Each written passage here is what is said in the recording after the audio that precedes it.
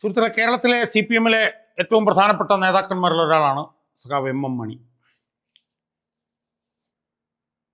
തെക്കൻ കേരളത്തിൽ, പ്രത്യേകിച്ച് ഇടുക്കി ജില്ലയിലെ പാർട്ടിയിലെ അവസാന വാക്ക് MM മണിയാണ്. എത്രയോ പതിറ്റാണ്ട് കാലങ്ങളായി, 7 or 8 തവണ അവിടെ എന്തോ ജില്ലാ സെക്രട്ടറിയായി അദ്ദേഹം പ്രവർത്തിച്ചിട്ടുണ്ടെന്നാണ് നമുക്ക് മനസ്സിലാക്കാൻ കഴിയുന്നത്. അതിനുശേഷം പാർട്ടി സംസ്ഥാന സെക്രട്ടേറിയറ്റിലൊന്നും ഇപ്പോൾ പ്രായപരിധി കൊണ്ടാണെന്ന് തോന്നുന്നു പാർട്ടി സംസ്ഥാന സെക്രട്ടേറിയറ്റിൽ നിന്ന് ഒഴിവായത്. ഒന്നിലധികം തവണ അദ്ദേഹം MLA ആയിരുന്നു. 2016-21 കാലഘട്ടത്തിൽ അദ്ദേഹം വൈദ്യുതി മന്ത്രിയായിരുന്നു. ഇപ്പോൾ 2021 അദ്ദേഹം ഉടുമ്പൻചോലയിൽ നിന്ന് 40,000 വോട്ടുകളുടെ ഭൂരിപക്ഷത്തിനാണ് അദ്ദേഹം ജയിച്ചിട്ടുള്ളത്. അപ്പം ഇടുക്കി ജില്ലയിൽ മണിയാശാനാണ് പാർട്ടി എന്ന് പറഞ്ഞാൽ മണിയാശാൻ എന്ന് പറഞ്ഞാൽ പാർട്ടി. അതിൽ യാതൊരു തർക്കവുമില്ല. അവിടെ ഏറ്റവും ജനപിന്തുണയുള്ള CPM നേതാക്കന്മാരിൽ ഒരാളും MM മണി. അദ്ദേഹത്തിൻ്റെ ഭാഷാ ശൈലി, കാര്യങ്ങൾ, അതൊക്കെ വലിയ വിവാദങ്ങൾ ഉണ്ടാക്കിയിട്ടുണ്ട്. ഇപ്പോഴും അദ്ദേഹം ആ ശൈലിയിൽ തന്നെയാണ് സംസാരിക്കുക. ആ ശൈലിയില്ലെങ്കിൽ മണിയാശാൻ ഉണ്ടോ എന്നാണ് സജി ചെറിയാൻ കഴിഞ്ഞു. സജി ചെറിയാനെ അദ്ദേഹം കാര്യമായി ഒന്ന് വിമർശിച്ചു. ആ വിമർശനത്തോടുള്ള സജി ചെറിയാൻ്റെ പ്രതികരണമായിരുന്നു, ശൈലി മാറിയാൽ പിന്നെ മണിയാശാൻ ഉണ്ടോ, അതുകൊണ്ട് മണിയാശാൻ എന്ത് പറഞ്ഞാലും തനിക്ക് പ്രശ്നമില്ല എന്ന് അദ്ദേഹം പറഞ്ഞു. എന്ന് മാത്രമല്ല, MM മണിയുടെ ശൈലി പ്രയോഗവുമായി ബന്ധപ്പെട്ടുകൊണ്ട് ഒരുപാട് ചർച്ചകൾ പൊതുസമൂഹത്തിൽ ഉണ്ടായിട്ടുണ്ട്. 1, 2, 3 എന്ന് പറഞ്ഞ് ഒരാളെ വെട്ടിക്കൊന്നു, ഒരാളെ കുത്തിക്കൊന്നു, ഒരാളെ ചവിട്ടിക്കൊന്നു എന്നൊക്കെ പറഞ്ഞ വിഷയം, അതുമായി ബന്ധപ്പെട്ട് കേസായി മണിയാശാന് 10-40 ദിവസം ജയിലിൽ ഉൾപ്പെടെ കിടക്കേണ്ടി വന്നിട്ടുണ്ട്. സുഹൃത്തുക്കളെ, ആ മണിയാശാൻ അദ്ദേഹം പാർട്ടി വിട്ടു പോകും എന്നൊന്നും ഞാൻ പറയുന്നില്ല. ഒരിക്കലും അദ്ദേഹം പാർട്ടി വിടില്ല. ഇപ്പോൾ G. സുധാകരൻ പാർട്ടിയിൽ നിന്ന് പുറത്തു പോയപ്പോൾ തന്നെ അദ്ദേഹം പറഞ്ഞത്, G. സുധാകരൻ പാർട്ടിയിൽ നിന്ന് പോയാൽ ഷൂ എന്നാണ് സഖാവ് MM മണി പറഞ്ഞത്. അതുകൊണ്ട് മണിയാശാൻ പാർട്ടിയിൽ നിന്ന് പോകും എന്നൊക്കെ പറഞ്ഞു കഴിഞ്ഞാൽ അത് ശുദ്ധാസംബന്ധമാണ്, അതൊന്നും സംഭവിക്കാൻ പോകുന്നില്ല. പക്ഷെ ഒരു കാര്യം ഉറപ്പാണ്, മണിയാശാൻ അതൃപ്തനാണ്. മണിയാശാൻ പാർട്ടിയുടെ നേതൃത്വവുമായി കട്ട കലിപ്പിലാണ്. ആ കലിപ്പ് എങ്ങനെയാണ് പ്രതിഫലിക്കാൻ പോകുന്നത് എന്ന്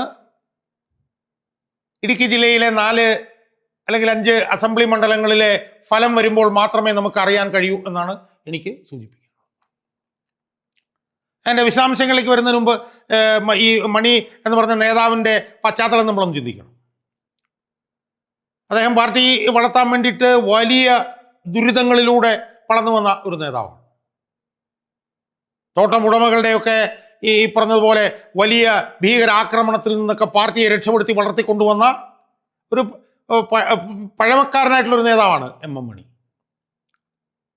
നമുക്കറിയാം, ഈ VS പിണറായി തർക്കത്തിൻ്റെ തുടക്കത്തിൽ VS-ൻ്റെ ഏറ്റവും വലിയ വിശ്വസ്ത വിനീത വിധേയനായിരുന്നു MM മണി.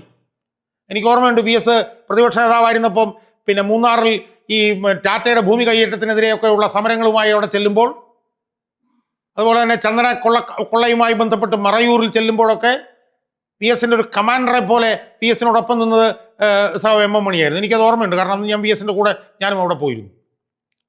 അപ്പോൾ ഈ ഭൂമി കയ്യേറ്റത്തിനെതിരായിട്ടൊക്കെ VS-ൻ്റെ ഏറ്റവും വലിയ ഒരു ഒരു ഒരു ഒരു സംഘാടകനും ഒരു പിന്നെ കമാൻഡറും MM മണിയായിരുന്നു.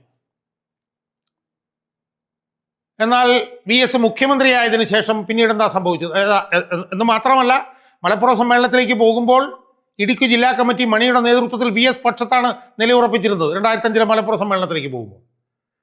എന്നാൽ മലപ്പുറം സമ്മേളനത്തിൽ പിണറായി വിജയൻ സംസ്ഥാന സെക്രട്ടറിയായി, 2006 VS മുഖ്യമന്ത്രിയായി. VS മുഖ്യമന്ത്രിയായതിനു ശേഷം VS പിന്നെ മൂന്നാർ കയ്യേറ്റവുമായി ബന്ധപ്പെട്ട് എടുത്ത നിലപാടുകളുമായി ബന്ധപ്പെട്ട് VS-ഉം മണിയും 2 വഴിക്ക് പോകുന്നത് നമ്മൾ പിന്നീട് കണ്ടു. മണിയുടെ പിന്നെ വാദഗതി എന്ന് പറയുന്നത്, VS-ൻ്റെ ഈ മൂന്നാർ കയ്യേറ്റവുമായി ബന്ധപ്പെട്ടുകൊണ്ട് VS ചെറുകിട ഇടത്തരം കർഷകരെ ദ്രോഹിക്കുന്ന സമീപനമാണ് VS എടുക്കുന്നത് എന്ന് പറഞ്ഞുകൊണ്ടാണ് മണി VS-ഉമായി തെറ്റിയത്. അന്ന് VS-ൻ്റെ 3 പൂച്ചകൾ ഓർമ്മയുണ്ടായിരുന്നല്ലോ. ഋഷിരാജ് സിംഗും പിന്നെ രാജു നാരായണസ്വാമി എന്ന് പറഞ്ഞൊരു IAS ഉദ്യോഗസ്ഥനും സുരേഷ് കുമാർ എന്ന് പറഞ്ഞ IAS ഉദ്യോഗസ്ഥനും, ഇവർ 3 പേരും കൂടി മൂന്നാറിലെടുത്ത പിന്നെ ഭൂമി കയ്യേറ്റത്തിനെതിരായിട്ടുള്ള നിലപാടുകളിൽ മണി VS-ൻ്റെ എതിർപക്ഷത്ത് നിലയുറപ്പിച്ചു. അതിശക്തമായി സുരേഷ് കുമാറിനെ എതിർത്തൊക്കെ നമുക്ക് ഓർമ്മയില്ലേ? ഭീകരമായിട്ടായിരുന്നു സുരേഷ് കുമാറിനെതിരായിട്ടുള്ള വിമർശനം. അങ്ങനെ VS-ഉം മണിയും VS മുഖ്യമന്ത്രിയായിരുന്നപ്പോൾ 2 ഭാഗത്തേക്ക് പോകുന്നുണ്ടോ, അതിൻ്റെ അവസാനം VS മൂന്നാറിൽ വന്നാൽ മുട്ടുകാല് തല്ലിയൊടിക്കും എന്ന് വരെ പറയുന്ന ഒരു നിലയിലേക്ക് മണി മാറുന്നത് നമ്മൾ കണ്ടു. അങ്ങനെ വി എസിൻ്റെ എതിർപക്ഷത്തേക്ക് മണി മാറിയപ്പോൾ മണി പിണറായി വിജയൻ്റെ ഏറ്റവും അടുത്ത ഒരു കയ്യാളായി മാറുന്നത് നമ്മൾ കണ്ടു. സ്വാഭാവികമായും വി എസിനോട് അകലുമ്പോൾ പിണറായിയുമായിട്ട് അടുക്കുമല്ലോ. അങ്ങനെ കുറെ കഴിഞ്ഞപ്പോഴത്തേക്കും പിണറായി വിജയൻ്റെ ഏറ്റവും വലിയ കയ്യാളായി മണി മാറുകയും വി എസിൻ്റെ ഏറ്റവും വലിയ ശത്രുവായി മണി മാറുന്നത് നമ്മൾ കണ്ടു.